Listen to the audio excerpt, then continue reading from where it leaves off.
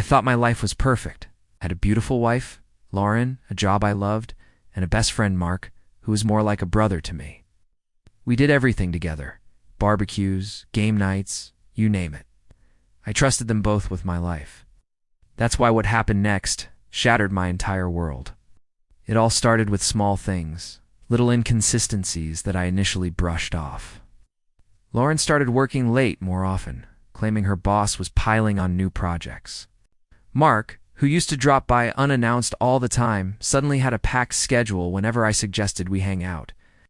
I tried to ignore the nagging feeling in my gut, telling myself I was just being paranoid. After all, this was Lauren, the love of my life, and Mark, my best friend since kindergarten.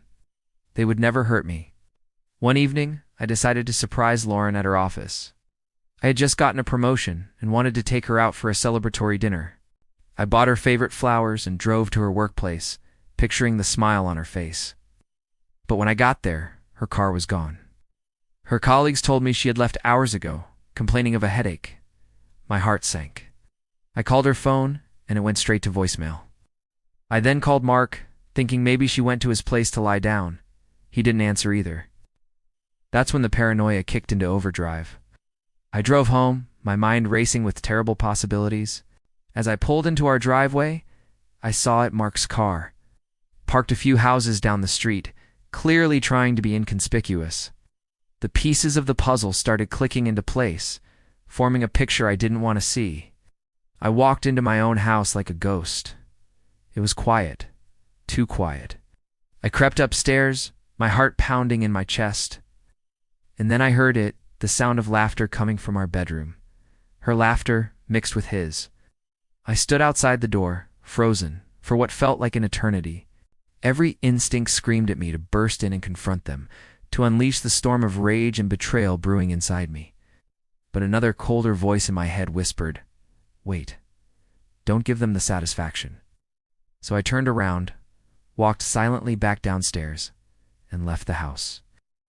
I drove to a hotel, my hand shaking on the steering wheel, tears blurring my vision. The woman I had promised to love forever and the man I called my brother were betraying me in my own home, in my own bed.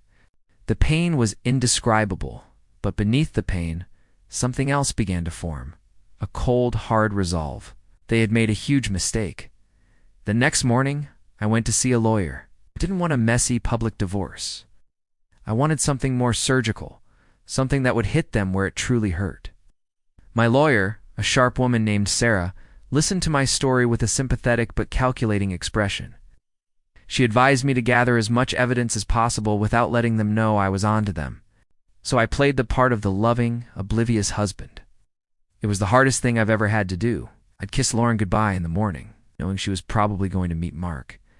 I'd text Mark about a game, acting like everything was normal, while my blood boiled. I installed security cameras around the house, discreetly of course, and a voice-activated recorder in our bedroom. I felt disgusted with myself for stooping to this level, but their betrayal had left me with no other choice. It didn't take long to get all the proof I needed. Cameras and the recorder captured everything, their secret meetings, their whispered conversations about me, about how they thought I was too naive to ever figure it out. They laughed about it. They laughed at me. Every piece of evidence was a fresh stab in the heart, but it also fueled my determination. I discovered that Lauren had been using our joint savings account to buy expensive gifts for Mark.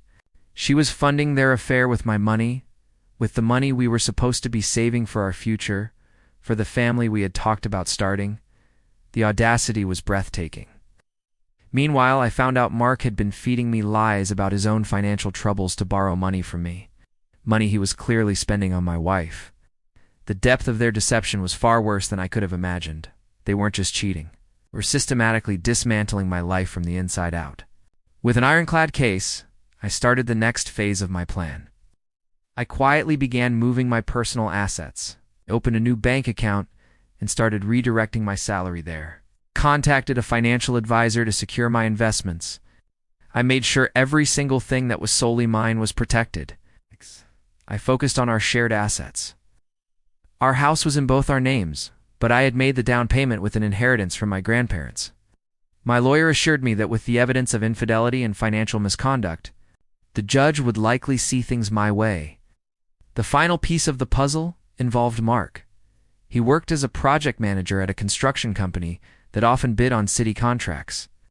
It was a competitive field, and reputation was everything. I had once used my connections to help him land a major project that had essentially made his career. It was time to pull that plug. The day of reckoning was a quiet Tuesday afternoon. I had arranged for both Lauren and Mark to be at the house. I told Lauren I had a surprise for our anniversary.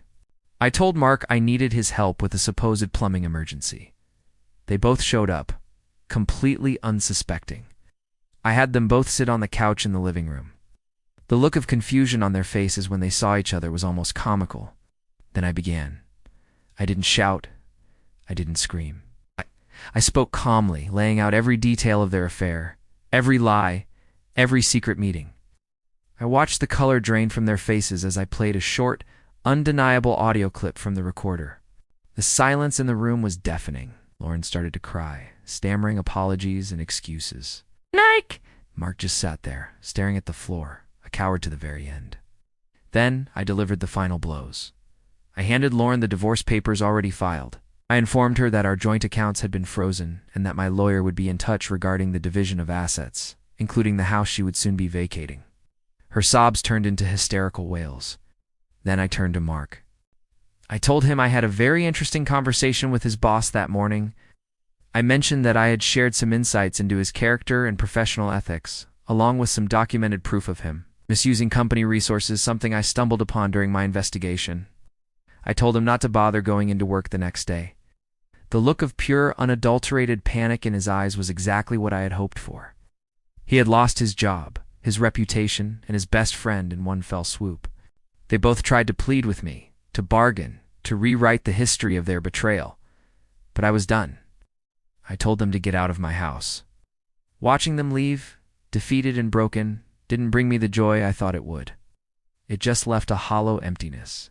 The aftermath was difficult. The divorce was messy, but with the mountain of evidence I had, the court sided with me on almost everything. Lauren was left with her clothes and a mountain of debt. Last I heard, she was living with her parents, trying to pick up the pieces. Mark was fired, just as I had predicted. He became a pariah in our professional circle and had to move to another city to find work. My life was turned upside down, but I slowly started to rebuild. It took time to heal from such a profound betrayal, but I did. I learned a hard lesson about trust, but I also learned about my own strength. They thought I was a fool they could manipulate, but they underestimated me. They made the biggest mistake of their lives, and in the end, I was the one who walked away with my dignity and my future intact. Thank you for listening to my story.